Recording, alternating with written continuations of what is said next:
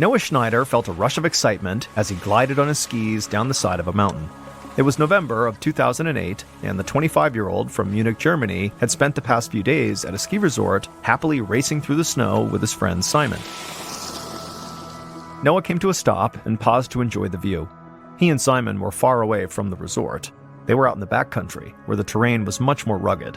Noah loved how wild the backcountry was, and how the surrounding forests filled the air with the smell of pine sap. Noah looked up above him and saw Simon was working his way down the slope as well. Noah was ready to get going, so Noah took a deep breath and then launched himself down a wide-open snowfield full of deep powder. But just a few turns later, he felt the snow under his feet begin to shift, and then suddenly it completely gave out underneath him. Noah's heart leapt into his throat as he was pulled down into a river of snow. Then the snow loosened and began to slide down the mountain. It was an avalanche, and there was nothing he could do to get out of it. Noah tried as hard as he could to try to find the way up to get his head out of the snow, but he was flailing his arms, and as the momentum turned his body from side to side, he was left feeling totally disoriented. He could feel himself rushing down the mountain, but the snow had now blocked out the sun, and it was too dark to see anything, so he had no idea where he was and what direction was what. Noah wanted to scream and try to get someone to hear him, but as the avalanche grew, as it rushed down the mountain, the weight of all the new snow piling on began pressing down on his chest, making it nearly impossible to breathe, let alone speak or yell. Noah knew if he couldn't get out of here, he would be buried alive. And so, as Noah tumbled down the mountain inside of that dark snow, he was left thinking of his family and friends who he would never see again. But the next thing Noah heard was a soft and steady beeping. He faded in and out of consciousness as he slowly came to, but then he began to recognize the rhythmic whirring and buzzing of what sounded like medical devices. His head was pounding and his eyelids were heavy, but he managed to open them just enough to take in his surroundings. He was propped up in a bed in a beige, clinical-looking room he didn't recognize. Next to him, a blue curtain was drawn, cutting the room in half. Noah realized he was in a hospital. He had somehow survived. He just had no idea how he actually had survived or how he had wound up here. A few moments later, Noah heard approaching footsteps on the tile floor. He opened his right eye just a sliver, and he saw a tall woman wearing scrubs handling one of the machines near his bed. He tried to say something to her, but when he opened his mouth, no words came out. He just basically breathed out, and that was it. But him breathing out was actually enough to get the nurse's attention. She looked over at him and smiled and told Noah she was glad to see him awake. Noah swallowed, which actually hurt a lot. It felt like his entire trachea was bruised. But he tried to speak again, and this time he was able to whisper something. He asked her what happened. The nurse explained that the previous day, Noah had been caught in that avalanche, and then he was trapped under the snow for about 15 minutes. But luckily for Noah, his friend Simon, who was a paramedic, had been able to find him, dig him out, and perform CPR. That had saved his life. Noah slowly nodded, and then suddenly understood why it hurt so much to breathe. He'd seen Simon perform CPR before, and he knew that chest compressions could be hard enough to crack a rib, and so maybe that's what happened to him. The nurse told Noah that he had been flown to the hospital by helicopter, but by the time he landed, he was barely alive. He had a ruptured spleen and a hip fracture, and for a long time while he was crushed under the snow, he hadn't been breathing. The nurse explained that that's called hypoxia, when there's no oxygen getting to the brain, and she said that, frankly, the hospital staff could not believe he had made it out alive with that much time without oxygen. Noah didn't quite know what to say, so he stayed quiet. The nurse didn't seem to mind. She just told him to rest, and that it would take him a while to recover fully from this kind of accident. Noah gave her a half smile and then closed his eyes and went to sleep. Several weeks later, Noah gritted his teeth as he tried to stand upright while holding on to some parallel bars. He had been at a rehab facility near Munich for a few days, and so far, he liked his new surroundings. It was quieter than the hospital, which made it easier to relax and sleep. Plus, he had physical therapy sessions every morning, which he knew were helping him regain his strength. Noah kept his eyes on his physical therapist, who was standing at the end of the bars, as he inched his way along toward her. His fractured hip was really burning from muscle exhaustion, but Noah kinda loved the challenge. When he first got to the rehab center, he'd been barely able to sit upright in a chair. But he'd been pushing himself every day, and now he could almost make it down the whole 10-foot-long section of bars before he had to collapse back into his wheelchair. Noah hoped he'd be upright and walking again by the end of February. That way, he could get back to school and finish his studies. So he willed himself to keep on going down the bars. When he finally reached the end of the bars, his physical therapist helped him sit down in his wheelchair and then gave him a high five. Noah smiled and leaned his head back, feeling proud of himself. It was the first time he'd gone the entire length of the bars, and he'd only been at the rehab facility for 3 days, and so he was hopeful he'd be able to be discharged much sooner than he thought. An hour later, Noah leaned back on the bed in his room, watching TV and opening a care package that his friends had sent him. He was grateful for the distraction. Aside from his morning therapy sessions, he had the whole day to himself, and so Noah was feeling pretty bored. He sorted through the box, and then pulled out the packages of nuts and snacks, a little container of homemade cookies, an adult coloring book, and a big book of Sudoku puzzles. Sudokus are puzzles where players put numbers into a grid that contains a total of 81 squares. The idea is to fill every row, column, and group of 9 squares with the numbers 1 through 9 without repeating them. Noah's face lit up when he saw the Sudoku puzzles. He liked solving them, and it was a lot more mentally stimulating than the boring TV reruns he'd been watching. Normally, he'd be in school and studying at this time of the day, but it was winter break and all of his books were back home, so he'd been running out of ways to keep himself occupied. He opened up a bag of gummy worms and popped one in his mouth, then rummaged through the box and found a pencil. Then he opened up his Sudoku book and began his first puzzle. But as he started filling in the boxes with his right hand, the fingers on his left hand started feeling shaky. He finally put the pencil down and tried to steady his left hand, but then his entire left arm just began convulsing. Noah reached for the call button with his right hand, which still felt normal. Then he grabbed his left arm with his right and just tried to hold it in place and stop it from shaking. But his arm just kept on convulsing, and so he took a deep breath and told himself, "It's okay, this is not a big deal, I'm gonna be fine." And just then, his left arm stopped convulsing and was just back to normal. As a nurse came flying into the room to see what was going on, Noah just stared down at his left arm in disbelief. The nurse asked him what was wrong, and he explained that he was pretty sure his left arm had just had a seizure, but now it had stopped. Noah kind of hugged his left arm to his chest and told the nurse that actually his left arm now felt sore. She nodded, but told him that unfortunately, there really wasn't much she could do about his arm. So she told him she would go inform his doctor about what happened to see if maybe she wanted to run some tests. Noah smiled and nodded, but inside, he was feeling very anxious. To this point, his recovery had been really nothing but steady progress, but now it felt like this was the first time he was kind of backsliding. The next morning, after he finished his physical therapy session, Noah asked his nurse to wheel him into the cafeteria for breakfast. She said yes and rolled him up to his usual table, then told him he could relax while she grabbed him some food. While he waited, Noah took out his Sudoku book. He picked up his pencil and flipped to the puzzle that he'd started yesterday before his seizure. He looked over the empty boxes and then began counting through different ways of solving the puzzle. But as he worked on this puzzle, just like the day before, there was this jolt of energy that kind of burst through his left arm, and then his arm was shaking and spasming all over again. One of the patients sitting at his table asked Noah if he needed help, and Noah, who was terrified, just nodded, and then he heard the patient call a nurse over. The shaking moved up Noah's left arm and kept shaking even when he grabbed it with his right hand. He could hear movement all around him, and he knew the entire dining hall was now looking over at him. Noah leaned back in his chair, still clutching his left arm, right as his nurse arrived. And when she did, Noah took a deep breath and then made eye contact with her, doing his best to try to breathe deeply and evenly and try to block out everything else around him. He was basically trying to stop panicking. And as he focused on just the nurse's face and on his breathing, slowly the shaking in his left arm actually dissipated. After Noah told the nurse that, his left arm was back to normal, the nurse bent over him, kind of puzzled, and inspected his arm, and then she asked him if the seizure he had just felt like the one from the day before. And Noah nodded and said, yeah, it felt identical. The nurse nodded and told him to wait right there. She was going to grab Noah's doctor immediately. A few minutes later, Noah sat on his bed while his doctor took his vitals. She shone a flashlight in his eyes, then asked him to follow the movement of her finger while she drew a big square in the air in front of him. After following her finger for a moment, she put it down, and Noah gave the doctor a half smile and kind of wrapped his fingers on his knees, which was something he did when he was nervous. He watched as the doctor scribbled a few notes, then she asked him to tell her what he remembered of the seizures. What was he doing right before they started? What was he thinking about? How was he feeling? Noah told her that both times he had this seizure in his left arm, he'd been eating something and also doing a Sudoku puzzle.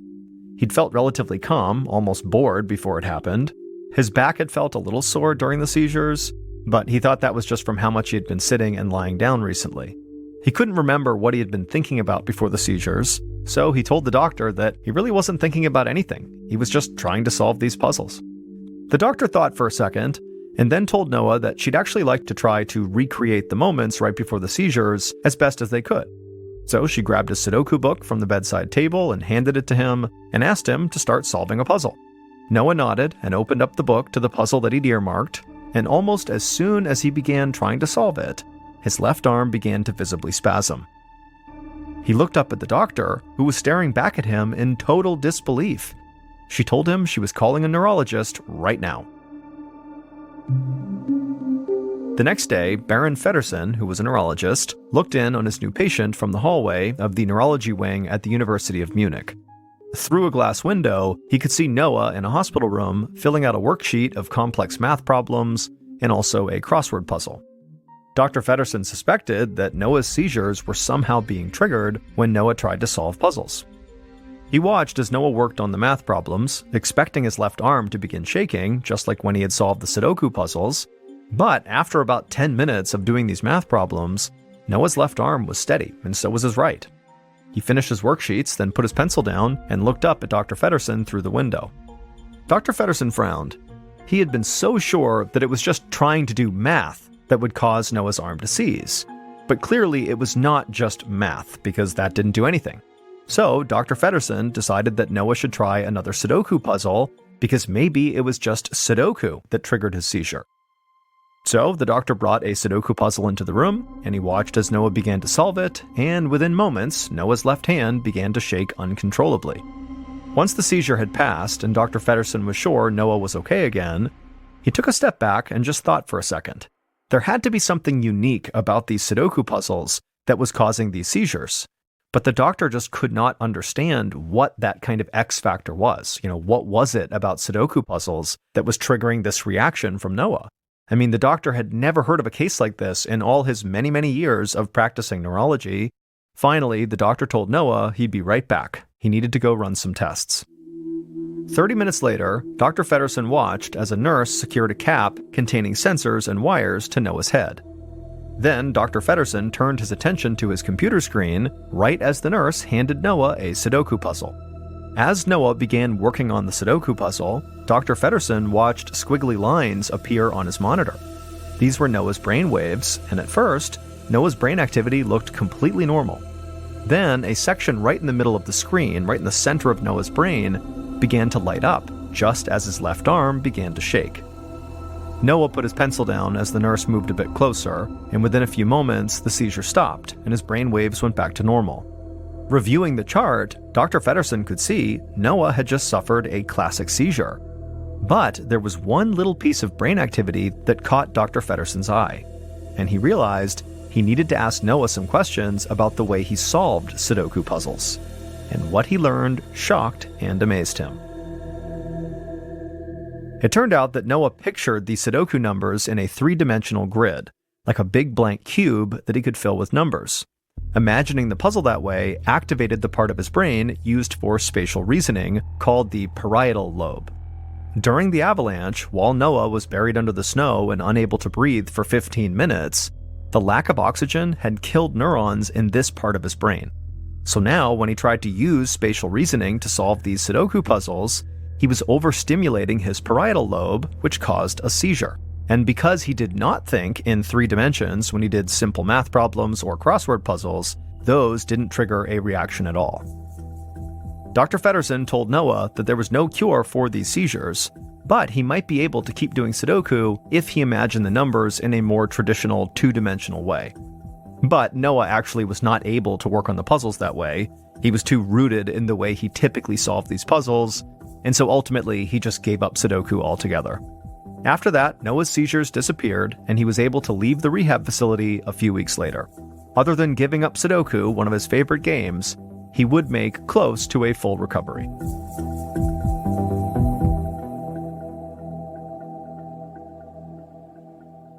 Here is our second story called Killer Jet Lag. On July 3rd, 2010, Kelly Granger walked out of the arrivals gate at John F. Kennedy Airport in New York City. She had a huge smile on her face, not just because she was happy to be home after more than 6 weeks away, but because her travels had changed her life. After finishing her sophomore year of college, 19-year-old Kelly had gone abroad for study in the African nation of Ghana. Kelly was an anthropology major, and she'd studied modern and traditional Ghanaian life while also volunteering to help Ghanaian people in need. On weekends, she and her classmates had traveled all over the country. She'd made some local friends she hoped to stay in touch with forever. All in all, this trip had been one of the best times of her entire life. Kelly made her way to the baggage claim area, where her family was already waiting for her. She already missed Ghana, but she had to admit that it was good to be back in New York and to feel the warm embrace of her mom and dad. She was also exhausted and ready to get home and sleep off the jet lag after crossing 4 time zones during her long flight. But over the next few days, Kelly had trouble shaking off her fatigue, and she had a very persistent headache. She figured these things would just go away once she got fully readjusted to being back in this time zone, but when Kelly woke up on the 5th morning after she got back, her headache was worse than ever. She rolled over and realized she was drenched in sweat. In fact, she was feeling so sick, she couldn't even get out of bed. So she wrapped her comforter around her more tightly and called for her mom, Gina. Then she laid in bed, shivering with her eyes closed, until she heard her mom come into her room and sit beside her on the bed. After her mom put a hand on Kelly's forehead and felt how warm she was, she told Kelly she was going to take her to the doctor. Gina just had a feeling that whatever was going on with her daughter seemed more serious than just jet lag or a little bug she'd caught on the way home, and so she wasn't going to take any chances. That afternoon, Kelly sat on her doctor's examination table with a thermometer in her mouth. She kept her eyes closed, as though that might get rid of the terrible headache that was pounding in her temples. Her doctor asked her if she was on any medications, and Kelly shrugged, as if to say, sort of. While she was in Ghana, she had been taking a malaria prevention medication called mefloquine, but she'd stopped taking it when she left, even though that was kind of recently, and since then she had not taken anything else. Suddenly, the thermometer beeped, and so the doctor gently pulled it out of Kelly's mouth. He told Kelly she did have a mild fever, but nothing too alarming. Then he quizzed Kelly about whether she had always remembered to take her anti-malaria pills. Mefloquine is highly effective, he said, but only if you take it every single week. You can't miss taking it. Kelly's mind was fuzzy from her headache, but she felt positive she'd taken the medication. Her school had made a big point of reminding her and everybody else that they had to take it every single week. The doctor nodded and sat back in silence for a moment, and then he told Kelly and her mom that this looked like just a very bad case of jet lag. In some people, that groggy feeling can last for a week or more, and the best treatment is just to rest. And so the doctor told Kelly to go home and rest and come back in a week if she still didn't feel better. 2 nights later, Kelly rolled from side to side in her bed. It was nearly 3 a.m., and while she was usually a sound sleeper, this night her headache and nausea were so bad she was finding it really hard to sleep. It also felt like her fever was spiking, and her chills were so bad that her teeth were actually chattering, but every time she pulled her comforter around her to warm herself up, she'd start to sweat. It was like she was alternating between being stuck in a furnace and a freezer. Finally, out of just sheer exhaustion, she did begin to drift off to sleep. And all of a sudden, Kelly heard a low voice calling out to her from somewhere in her bedroom, and it was saying something extremely strange and kind of threatening. She would soon be moving on to the next step, the voice said, but it warned Kelly not to tell anyone or she'd be sorry.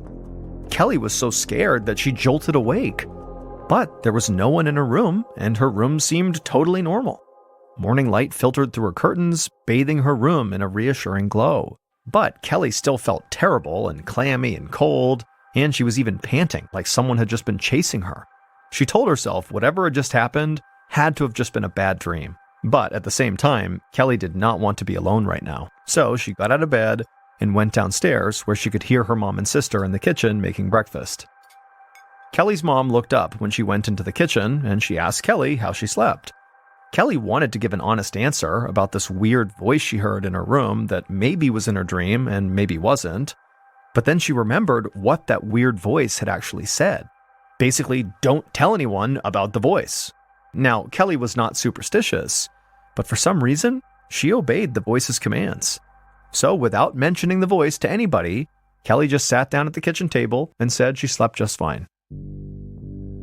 The next morning, Kelly awoke in a cold sweat again, clutching her chest. The deep voice was back again, telling her she was nearly ready for the next step. Kelly couldn't help but feel scared, even as she told herself that, probably her fever was responsible for making her dreams so vivid, to include strange voices. But regardless, Kelly got out of bed to go brush her teeth. However, when she got to her bedroom doorway, she stopped. She looked down the hallway and realized she had no idea where the bathroom was. She looked at the other doors in the hallway and the stairs leading down to the foyer, but somehow nothing looked familiar. For a moment, she wondered if she was actually still asleep. But no, she was not. This was no dream. As Kelly began walking down the hallway, the floor began to move, knocking her off balance. She fell into the wall, then held it for support as she stood upright. She tried to walk again, but now the walls were bending and warping. The stairs began to slide away from her, and each door in the hallway slowly moved up and down and up onto the ceiling. Kelly kept trying to get her footing, but every couple of steps, she just hit the wall again. It was like the walls were jumping out to knock her off balance. So Kelly sank down onto all fours and began to crawl to the steps that led downstairs, where she knew her mother would be. When she reached the stairs, Kelly closed her eyes and sat on the top step.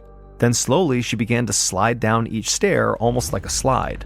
Finally, she reached the bottom of the stairs and felt the hardwood floor beneath her feet, and at this point, she was able to actually stand. And right away, she thought to herself, I need to find my mom.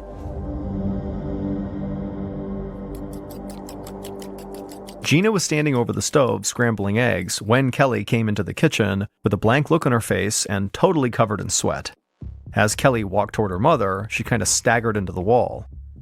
Gina exchanged confused glances with her other daughter, Jessica, who was sitting at the kitchen table waiting for eggs, and then Kelly stumbled over to the table too and sat down, staring at the wall.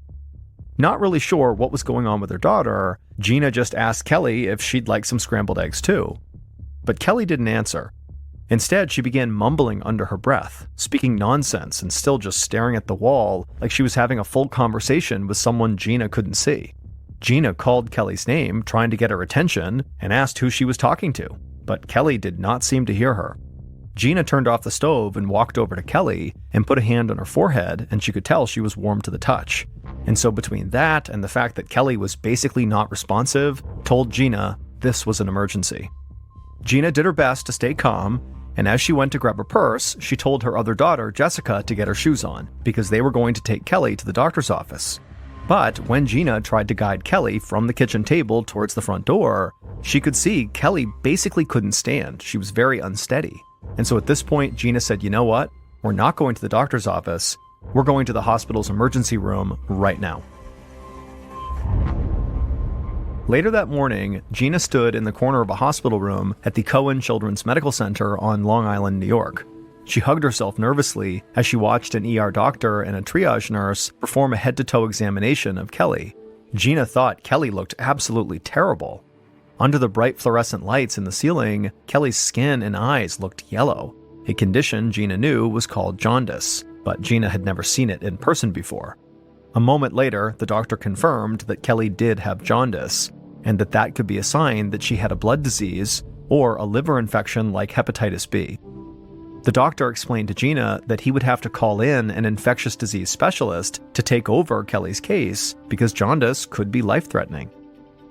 Gina felt a knot form in her stomach, and the feeling only grew when she looked over at Kelly's terrified face. Kelly was not entirely lucid, but it looked like she just heard what the doctor said and understood that whatever was wrong with her was quickly turning dangerous. Gina thanked the doctor as he stepped out of the room. Then she sat on the edge of Kelly's bed and held her daughter's hand while they waited for this specialist. Minutes passed, and the longer they waited, the more Kelly seemed to slip farther and farther away from reality. Her eyes were roving around the room without really focusing on anything. Gina tried to get Kelly's attention over and over again, but her daughter just kept kind of looking around and sort of babbling. By the time the specialist finally knocked on the door, Kelly seemed fully delirious. The specialist introduced himself as Dr. Sunil Sood, but Gina did not waste time introducing herself. Instead, she just hopped off the bed and directed Dr. Sood to Kelly and said, "Please help her." Dr. Sood walked across the room and immediately began assessing Kelly. After just a few moments, he turned to Gina and confirmed that Kelly did seem delirious, which unfortunately was a very bad sign. It meant that whatever Kelly had was rapidly evolving and now causing neurological complications. The doctor said he needed to order a full blood workup right away and hoped it would tell him what was wrong with Kelly. 45 minutes later, Gina, Jessica, and Kelly's father, Albert, paced in the waiting room until Gina finally spotted Dr. Sood walking down the hallway toward them. Gina held on to Albert for support as Dr. Sood cleared his voice and then explained to the parents that he did know what was wrong with Kelly. She had malaria. Gina shook her head. That was impossible. She promised Dr. Sood that Kelly had taken the medicine to prevent malaria while she was in Ghana. She asked him if maybe this could be something else. But the doctor said there was absolutely no mistaking malaria for something else under the microscope. He wasn't sure how this happened, but Kelly's blood was full of the parasites that cause malaria. These parasites were attacking her red blood cells, and in response, her immune system had launched a massive counterattack to fight the malaria off. But now, the battle between the disease and Kelly's immune system had caused such intense inflammation that her heart, liver, and other organs were in danger of failing. Dr. Sood explained that normally malaria could be treated with drugs. But at this point, Kelly had such a huge number of these malaria-causing parasites in her body that no drug would be able to kill them all without also killing Kelly. There was only one treatment that might help Kelly, however, it was drastic. Instead of trying to treat the disease with drugs, Dr. Sood proposed actually removing the infected blood cells from Kelly's body and replacing them with healthy donated blood. But to do that, Dr. Sood needed to remove up to 3/4 of the blood in Kelly's body and replace it with clean, healthy blood. The healthy blood, coupled with antibiotics, could then fight off the rest of the infection. The doctor admitted this was sort of a long shot, but it was very likely Kelly's only shot at survival. Dr. Sood assured the family that the health risks of actually replacing Kelly's blood with other blood were relatively low, but it was far less clear whether this procedure would actually allow her to successfully fight off the malaria. And so, for the next several hours, Gina sat by her daughter's bedside as the infected blood was extracted from her body and the new blood was fed back into her body through other tubes. The entire time, Gina prayed as she never had before. Finally, the last of the new blood trickled into Kelly's arm, and all of the bad blood was out by this point, and so Dr. Sood came back into the room to tell Gina that Kelly's procedure was now over. And so now her daughter would stay unconscious for a while as her body adjusted, and then everybody would just have to wait at least several hours to see if this procedure had actually worked. After 3 long, anxious hours of waiting, Kelly's mother, Gina, could hardly stand it anymore. So she stood up and announced she was going to get some coffee from the vending machine. Basically, she just needed to do something to take her mind off this waiting. But just as Gina picked up her purse to leave, she heard a rustling noise coming from the bed. She whipped around and looked at her daughter, and Kelly's eyes were wide open and focused. She was looking at her father, and she smiled and said hi to him as though she'd just woken up from a nap. A few moments later, Dr. Sood strode into Kelly's hospital room and told Kelly and her family that the blood replacement strategy had worked. The malaria parasites were rapidly disappearing from her body. Gina smiled at him and thanked him over and over again for saving her daughter. But there was one thing that still didn't make any sense to her. She didn't understand how her daughter could have gotten malaria in the first place. Just then, Kelly cleared her throat. She was finally clear-headed enough to remember everything about the medication she'd taken. She said that she definitely took all of her anti-malaria pills, but there was one small thing she'd forgotten. Just before she came home from Ghana, she forgot to use bug spray when she took a hike in the rainforest, and she did remember getting bit by mosquitoes. But she always thought she was safe as long as she took her pills. Dr. Sood said that normally the medicine she was taking was all you needed to protect yourself from getting malaria. But Kelly was just very unlucky. the mosquito that bit her had carried a much more potent form of malaria that overwhelmed both the anti-malaria medicine and her own body's defenses. And before long, the malaria parasite had gone to work destroying her red blood cells and cutting off oxygen to her organs, which had caused really intense hallucinations, like that weird voice she was hearing. That was just a product of malaria, and then also jaundice. 4 days after the blood exchange procedure, Kelly went home, and in the following weeks, she made a full recovery. Kelly returned to college in the fall to continue pursuing her degree in anthropology, and she still has very fond memories of her time studying abroad in Ghana, despite the fact that that trip nearly killed her.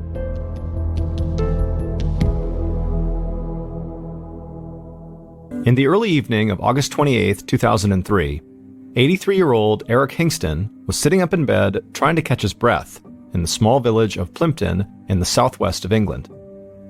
Eric's 81-year-old wife, Audrey, fluffed up a pillow behind him to make sure he was as comfortable as possible. She kissed her husband on the cheek, walked across the small upstairs bedroom, and opened up the window. A cool summer breeze blew in, and Eric instantly seemed to relax. For the past 3 years, Eric had been dealing with a series of health issues. He could only walk short distances with the help of 2 canes, he had heart problems, and he had a catheter. But despite these health issues, his wife, Audrey, had worked hard to give Eric as active a life as possible. And for years, together, they had managed to do just that. But recently, Eric had also begun to suffer from severe asthma, and so he struggled to breathe a lot of the time. He had tried different medicines and treatments, but sitting upright in his bed with the window open seemed to be the only thing that brought him any relief. Audrey turned from the window and looked back at her husband on the bed, and she smiled. She could see his breathing had started to slow down, and he had a calm look on his face now. Eric gave a little smile back to his wife, but it was obviously forced. He hated that he was stuck in bed so much of the time lately. It was just not how he'd imagined his life playing out. And a big reason for that was because Eric had spent the early part of his life in peak physical condition, facing dangers that most people couldn't even imagine. When he was a young man, he joined the Royal Air Force, and he had become a highly decorated World War II pilot who flew covert missions into occupied France. After leaving the military, he no longer risked his life on a regular basis, but he still pushed himself to work hard all the time and to accomplish any goals he set for himself. Eric got married to his first wife, they started a family, and he opened and ran a very successful neighborhood butcher shop that was located below the house where he still lived. And so for decades, Eric had been a highly respected war hero, business owner, and beloved member of the community. But now, he just felt like a burden. Eric's second wife, Audrey, sat down in a chair near the bed and took his hand. The two of them had gotten married later in life, when they were in their 60s, after both of their first spouses had passed away. Audrey knew Eric hated the situation he was in now, but she reminded him that they had shared almost 20 wonderful years together, and she wouldn't trade that for anything. Audrey asked Eric if he needed any more help, but he just said he just wanted to know how the butcher shop was doing. Audrey shook her head and sighed. One of Eric's sons now ran the family business, and he ran it well, but Eric just could never quite let the shop go. Audrey told him she was sure everything was just fine, but she told him she would head down to look into the shop just to check in on things. And so she patted Eric's hand, stood up, walked out of the bedroom, and down a flight of old wooden stairs, and stepped outside of the house.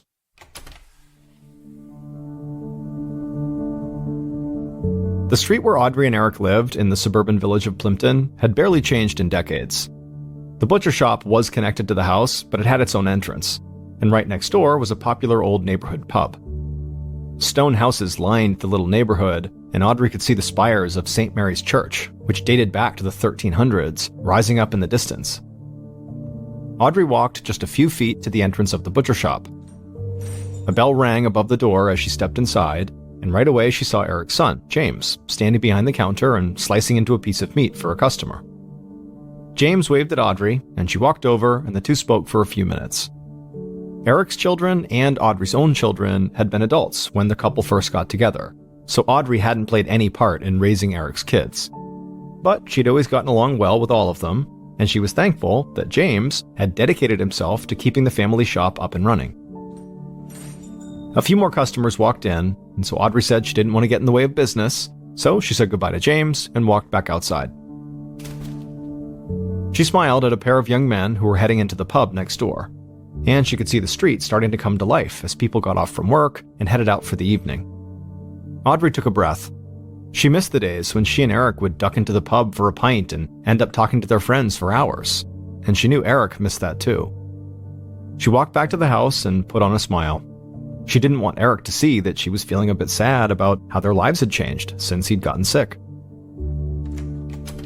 Audrey walked upstairs to the bedroom and checked on her husband. He was still sitting up in bed, feeling the breeze on his face. He told her he felt like his breathing was much better, but he was feeling a bit tired, so he might just go to sleep. He asked Audrey to keep the light on, which she almost always did anyways, in case he needed to get up in the middle of the night. Then Eric gave his wife a kiss and closed his eyes. Audrey told him to sleep well. Then she walked to the bedroom door, but she stopped before she walked out. She could hear loud noises coming from the pub next door. She thought about closing the window to block the noise, but she knew Eric could sleep through loud sounds, and having the window open meant he got fresh air. So she left the window open, glanced back at her husband one more time, who was already falling asleep, and then she walked out of the room.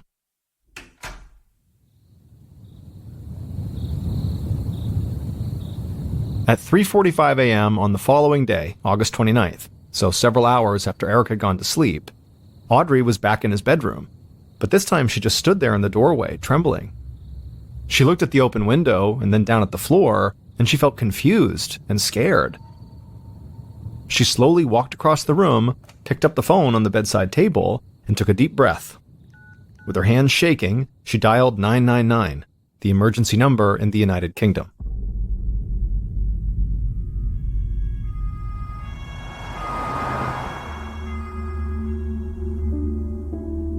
Minutes after Audrey's call, police and paramedics sped down the small village street towards Audrey and Eric's house, their sirens waking up people all around the quiet neighborhood.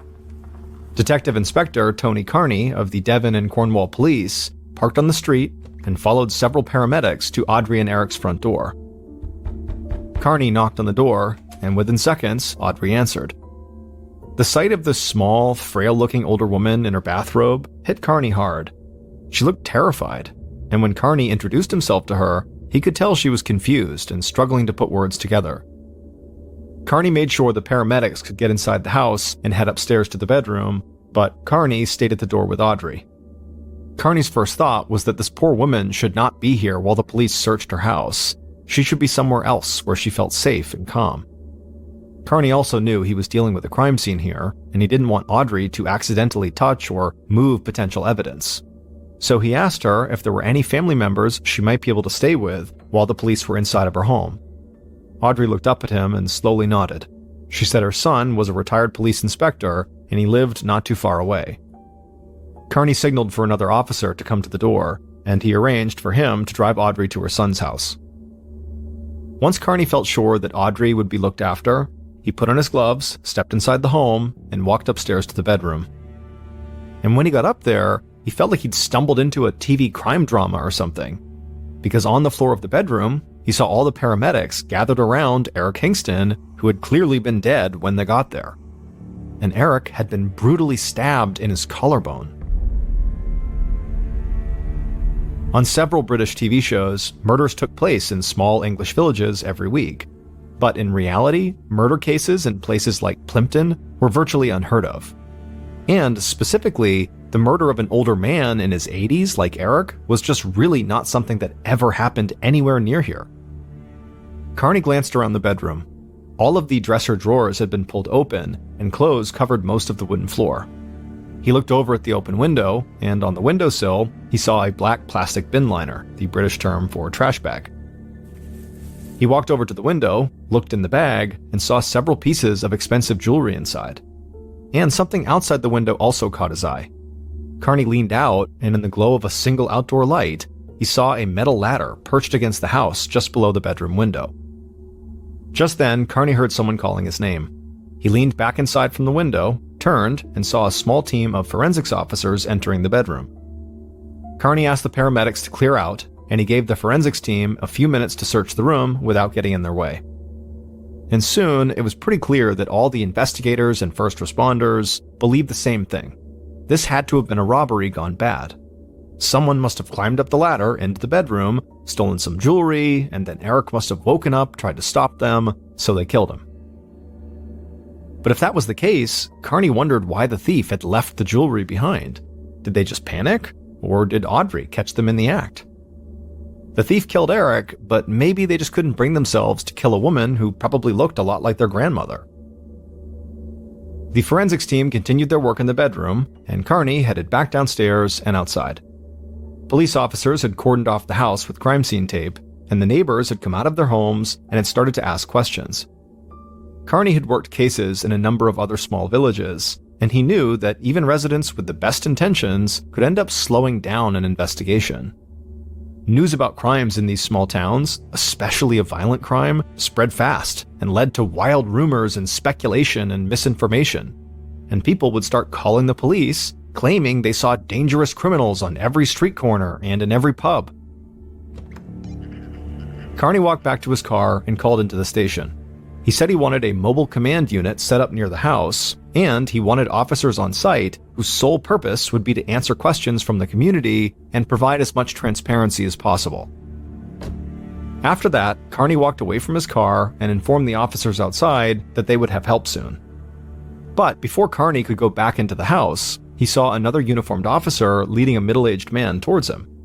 The man looked almost as dazed as Audrey had. The man introduced himself as the victim's son, James, and he said he ran the family butcher shop connected to the house. A friend who lived nearby had called him to tell him what was going on, and James said he had spoken to the uniformed officer, so he already knew his dad was dead. Carney eyed James and then looked over at the shop. He wondered if it was too much of a coincidence that James worked at a butcher shop, presumably with knives, and his father was the murder victim who had been stabbed to death. James told Carney he still needed to call the rest of his family to let them know what had happened. Carney said he understood, however, before he left, he wanted to know if anyone who worked at the butcher shop, or anyone who might have worked there in the past, could possibly have had a grudge against his father. James shook his head and said no. He said police could talk to anyone who had ever worked for his dad, or anyone in the neighborhood for that matter, and they would all say they loved Eric, like family. Carney said how sorry he was again, and then told James he would follow up when he needed to, and then Carney walked back inside the house. Up in the bedroom, Carney found the forensics team combing over every inch of the floor and also bagging jewelry and clothing as potential evidence. One of the officers told Carney that they had pulled blood samples from Eric's body, but they hadn't found that much blood on the floors or the walls. They believed the stab wound had been deep enough to puncture Eric's lung and kill him, but it hadn't actually caused a lot of bleeding. The forensics officer said the puncture spot on Eric's body was deeper than it was wide, which most likely meant the blade was very, very sharp. The officer also said that they still had not found the murder weapon or any usable fingerprints in the room or outside of the window, but they would keep on looking. Carney hoped the team would eventually find usable prints, but he thought he might not even need them, because he believed there was a good chance Audrey had interrupted the robbery and gotten a good look at her husband's killer.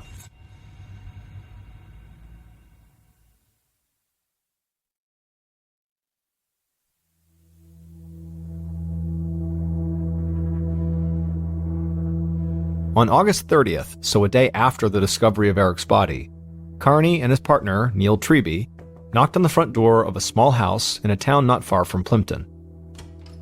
A man in his mid-50s answered. He told the investigators that he was Audrey's son, and that yes, he was a retired police detective sergeant. Carney and Treby felt lucky their potential main witness's son was a former cop. He could help them explain what was happening in the investigation to his mother, and also maybe make her feel safer and more comfortable when she was speaking to them. Audrey's son led them into the front room of the house, where Audrey was sitting on the couch. Somehow, she looked even smaller and more frail than the day before when Carney had met her. But Audrey smiled and politely asked if the officers wanted a cup of tea or coffee. They thanked her, but they said they were fine for now, and then Audrey's son sat down next to his mother, and the investigators sat in chairs across from them. Carney said how sorry he was for her loss. He knew this must all be frightening and confusing. Audrey nodded, but she said she would not let fear or confusion get in the way of helping the police. And then, without any prompting, she said she had seen the men who killed her husband in the bedroom. Carney leaned in and asked if he'd heard her right. There was more than one killer? Audrey nodded and said there were 2 young men. Treby quickly asked if she knew these men, or if she could at least give a clear description of them. Audrey turned and looked at her son, and he told her she should tell them everything she knew. Audrey turned back to the investigators. She told them she had been sleeping in the guest bedroom, and she said she usually did that because Eric liked to keep the window open and the light on at night, which made it difficult for her to fall asleep. And so the other night, or early in the morning, she had woken up when she heard noise coming from the main bedroom where Eric was sleeping. It sounded like someone was groaning and something banging against the wall. Audrey said she figured it was just Eric trying to fumble for his canes to try to stand up and get out of bed, and so she got up and walked down the hall. And at this point, Audrey sort of trailed off. She seemed like she couldn't go on with her story. The investigators didn't want to push her, but her son gently encouraged her to keep going. And at some point, Audrey did begin talking again. She said when she got to the bedroom, her husband was lying on the floor, bleeding, and there were these 2 young men standing over him. One was holding a knife, and the other was holding a plastic bag. She screamed, and when she did, they ran for the window, climbed out, and disappeared. However, the one that had been holding the bag dropped the bag on the way out. But Audrey said before they escaped, she did get a good look at them. She said she didn't know their names, but she definitely recognized them from the village, and they were really distinct looking. She said one was kind of short, maybe 5'8", and the other was at least 6'1", and he wore bright white pants and a deerstalker hat, just like the one Sherlock Holmes wore. Carney glanced over at his partner. He didn't say anything, but a killer wearing bright pants and also wearing a Sherlock Holmes-style hat seemed really bizarre, sort of like he was on some fictional TV crime drama. Carney asked Audrey if she wouldn't mind giving a detailed description of these 2 men to a police sketch artist. He also said that he didn't want to pressure her, but if she was willing to go on TV and speak directly to the public about what these men looked like, it could be helpful. Audrey turned and spoke to her son for a few moments, and then after that, she turned back to the investigators and nodded her head. She agreed to do anything that would help get her justice for her husband and bring some closure for his kids.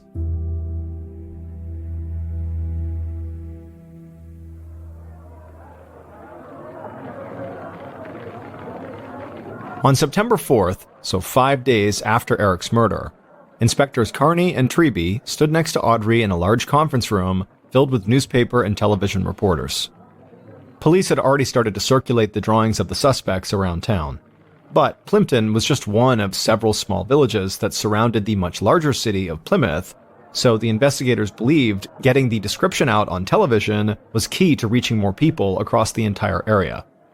The investigators also believed if people just saw Audrey telling her tragic story, they might be more willing to help. Carney conveyed the basics of the case to the press, and then he introduced Audrey. She stood there for a second in silence, just staring out at the cameras pointed directly at her. She tried to keep her composure, and she spent a minute looking at some notes she had written down. Finally, in a soft voice, she thanked the community for all the love and support they had shown her and her family in the wake of this tragedy, and then she gave a detailed description of the 2 men she believed killed her husband. Afterward, Audrey stopped and looked down at the piece of paper shaking in her hands. She swallowed and closed her eyes, trying to fight back tears. After a few seconds, she opened her eyes, looked right into one of the cameras, and said very dramatically that there was no need for these men to have done this to Eric. Even if he had tried to fight them off, he was no threat to these 2 young men. They could have just pushed him aside and left with whatever they wanted. They didn't have to kill him. This press conference sparked an even bigger outpouring of sympathy for Audrey and the family, but it also led to a level of tension and fear that was totally foreign inside of Plimpton. People were now too scared to go out at night, and shopkeepers considered closing their doors early just in case these 2 murderous young men were out stalking their next victim. However, within just a few days, Audrey's press conference would prove to have been the right decision. On an afternoon in early September, Carney and Treby were working together in Carney's office when a uniformed police officer opened the door. He told them that 2 men had come to the station saying they needed to speak to the investigators who were handling the Eric Hingston murder case, because they said they were the men that Audrey had identified as being the killers. Inspectors Carney and Treby rushed through the station, and they found these two young men standing with several officers. And they did look exactly like the two young men Audrey had described. The inspectors felt a huge rush because it was like the solution to their case had just fallen right into their laps. Carney and Treby brought the two young men into an interview room, and Carney asked them flat out if they had come to turn themselves in for Eric's murder. But both young men immediately just shook their heads and said no. The taller of the two men said they'd seen Audrey's press conference, and they immediately knew she was describing them. But they had nothing to do with her husband's murder. Treby said if they knew immediately that they were the men Audrey was talking about, why had they waited several days to come in? The young men looked at each other for a second, and then the tall one kept talking for both of them. He said they were scared. Not only did they match Audrey's description, but they also thought people in the village would decide they were guilty right away no matter what they said, because they happened to live in a bail hostel in town. A bail hostel was a place where people who had been charged for crimes but had been released on bail could live if they didn't have a permanent residence of their own. Essentially, a bail hostel allowed law enforcement to know where they could find these people if they needed to until their case went to trial. Carney and Treby exchanged a look. They knew these young men were right. A lot of people in the village would assume they were dangerous criminals and decide they were guilty of murder regardless of the truth. But this didn't change the fact that Audrey had clearly described both of them, so Carney wanted to know how they could explain that, if they were not the men Audrey had seen in Eric's room. The shorter of the two men finally spoke up. He said he didn't mean any disrespect, but the old woman might just be confused. They had seen her that day, but not in her house. Instead, they had seen her when they were walking into a nearby pub. The taller man then quickly joined in and said after going to that pub, they went back to the bail hostel and stayed in all night. And they said the inspectors could speak to the people in charge of the hostel because the hostel had strict curfews and kept track of when people left and came back. Carney and Treby got the details of this bail hostel, then excused themselves and left the interview room. And immediately, Carney called the hostel, and the person who answered was able to confirm that both of those men were at the hostel at the time of Eric's murder. And so any rush of adrenaline the inspectors had felt when these two men came to the station had now quickly disappeared. Now, there was a chance that these young men could have snuck out of the hostel and made their way to Eric and Audrey's without anybody noticing, but that was not the most likely scenario, especially considering that these two men had literally sought out the police.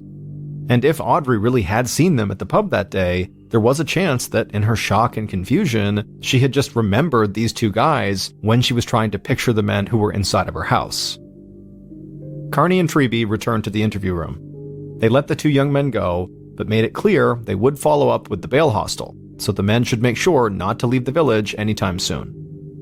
But once the young men were gone, Carney and Treby admitted that if Audrey had confused these two guys with the actual killers, the investigation basically had nothing to go on. With two potential suspects off their list for the time being, Carney and Treby decided to head back to Eric and Audrey's neighborhood. At the mobile command center the police had set up near the house, the inspector spoke with shop owners, old family friends, and delivery drivers and paperboys who might have seen something while they were on their routes early in the morning when Eric was killed. But nobody seemed to have seen or heard anything unusual.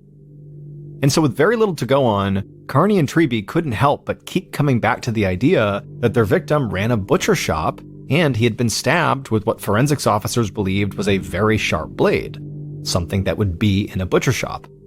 So maybe two men from the shop had broken into the house and killed Eric with a butcher knife. They most likely would have had easy access to the home, working so close. But when they spoke to Eric's son James and the few other people who worked at the shop, all of them appeared to have very strong alibis, so the inspectors could not directly tie any of them to the break-in or to Eric's murder.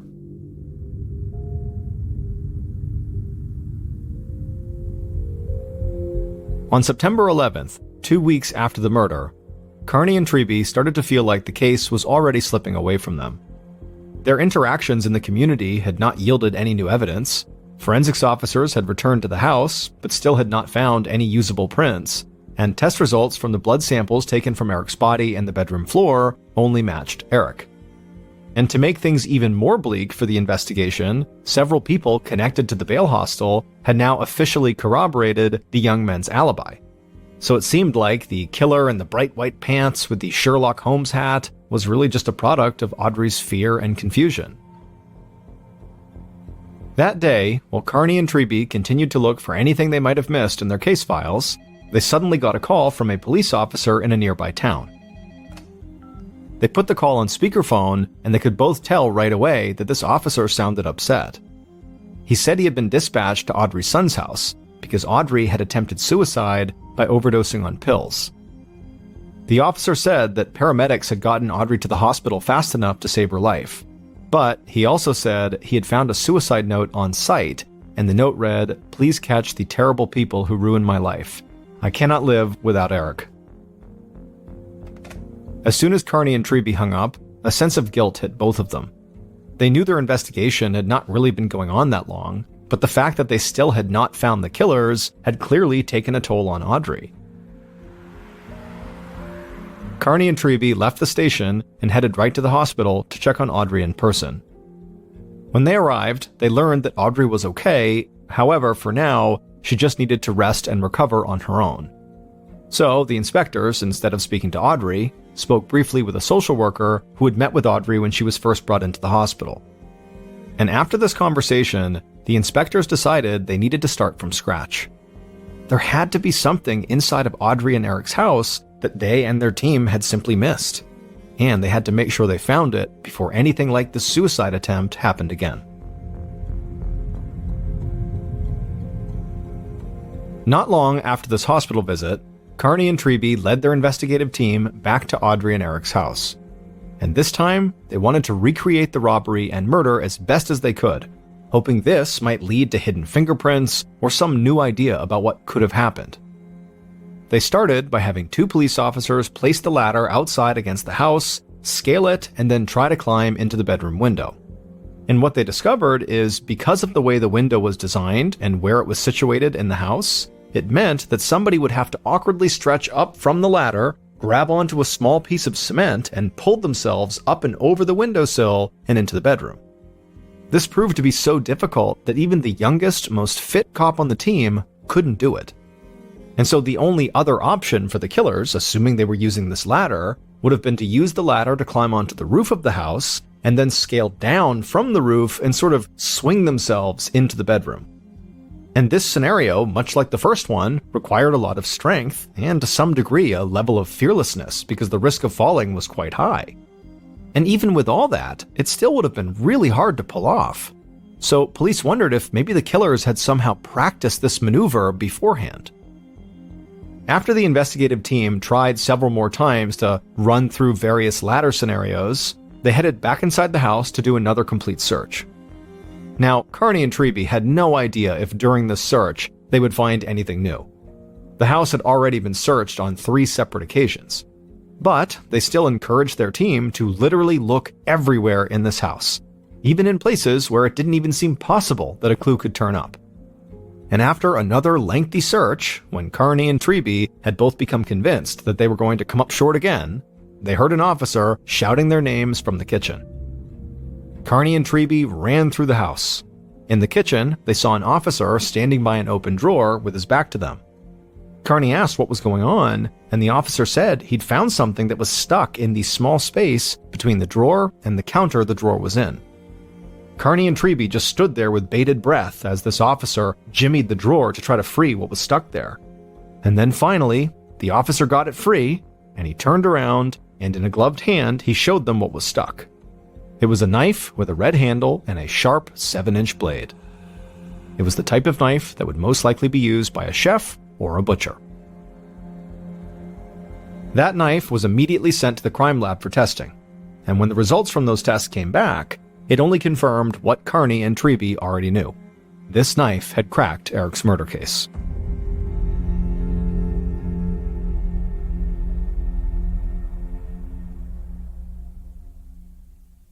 Based on test results from the crime lab, forensic evidence, and interviews conducted during the investigation, the following is a reconstruction of what police believe happened to Eric Hingston.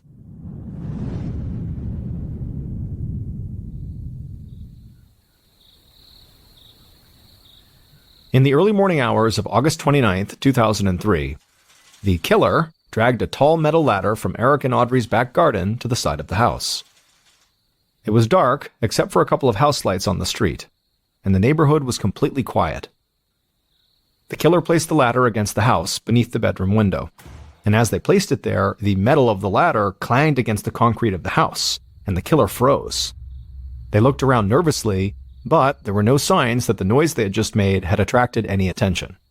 So, after that, the killer, instead of walking up the ladder, walked around to the front door of the house and went inside. And they headed up the stairs, holding a sharp 7-inch blade in one hand and a plastic bin liner in the other. Each step they took on the staircase made the house creak, so the killer moved slowly, trying to make as little noise as possible. The killer reached the top of the stairs, walked down a short hallway, and entered the bedroom where Eric was sleeping. The light was on, and the killer saw Eric sitting up in his bed. However, he was fast asleep. The killer placed the plastic bag down on the floor, then took a breath, gripped the knife tight, and walked across the room. They stood over the side of the bed, staring down at Eric. Then they raised the knife up and slammed it down into Eric's collarbone. Eric woke up, wheezing and trying to scream. Blood began running down his shirt, and he used all of his strength to pull himself up out of bed, but as soon as he was up, he just collapsed and fell to the floor. The killer just stood there, watching Eric as his breathing got slower and more strained, until Eric went still. He had died. The killer then walked to the dresser, opened up the drawers, and began tossing articles of clothing all over the floor. When they had almost emptied the dresser, they stopped, went over and grabbed their bin liner, and then walked over to a jewelry box that was sitting on the bedroom vanity, and they dumped most of the jewelry that was inside of it into the liner. The killer carried the now full bag across the room and placed it on the windowsill. Then they looked outside through the open window to make sure the ladder was still in place, and it was. Satisfied, the killer left the bedroom, went downstairs, but instead of going outside, they went into the kitchen, and they calmly hid the murder weapon in the space between a kitchen drawer and the counter.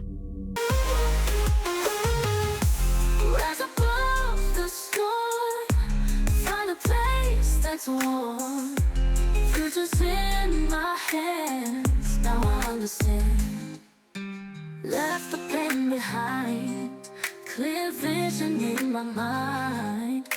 Dreams begin to grow in this brand new glow.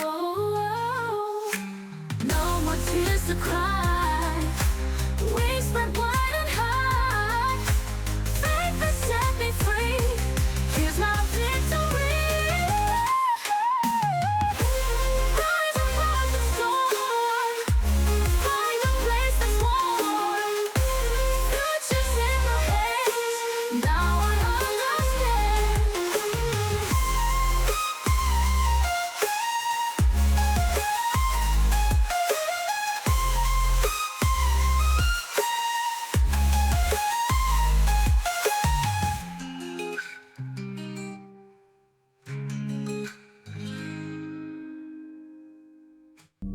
After that, the killer walked to the front room, sat down on the couch, and waited almost 2 hours before they called the police to report a robbery and a murder that had taken place inside of their own home.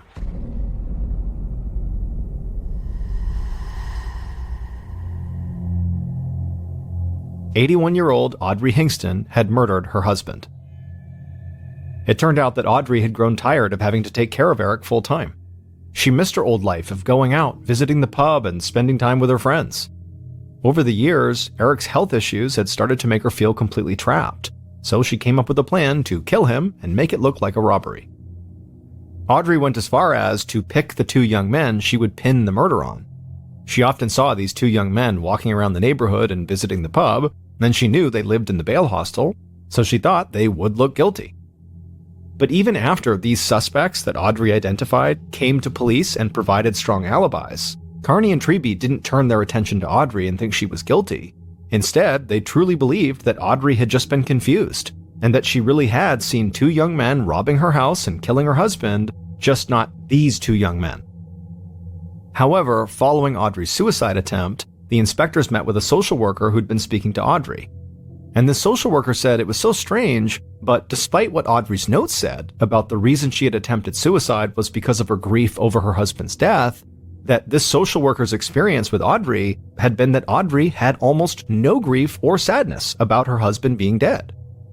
And so after hearing this, the inspectors did not immediately believe this 81-year-old woman was a murderer, but they thought she might not be telling them the whole truth about what had happened. And so it was at that point that they tried to recreate the break-in using the ladder outside to get a better idea of what Audrey might have witnessed. But the inspectors quickly discovered that it would have been incredibly difficult, if not downright impossible, to pull off the break-in using the ladder.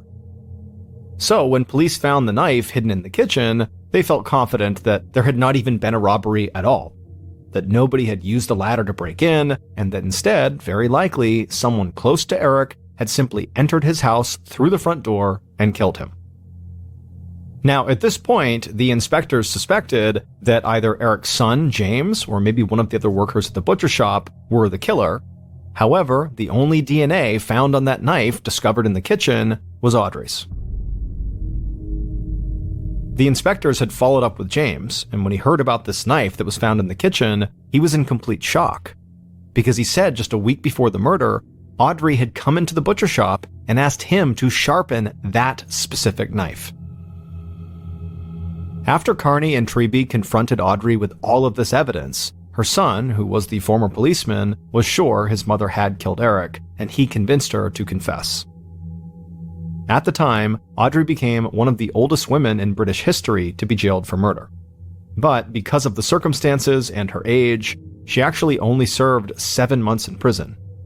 After her release, she was banned from returning to Plimpton or contacting Eric's family for several years. Audrey died in 2016.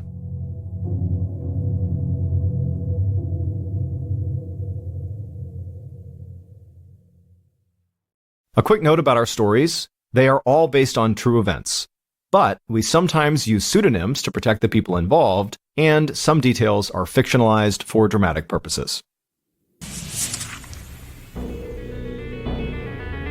Thank you for listening to the MrBallen podcast. If you enjoyed today's story and you're looking for more bone-chilling content, be sure to check out all of our studio's podcasts. This podcast, the MrBallen podcast, and also Mr. Ballen's Medical Mysteries, Bedtime Stories, Wartime Stories, Run Fool, and Redacted. Just search for Ballen's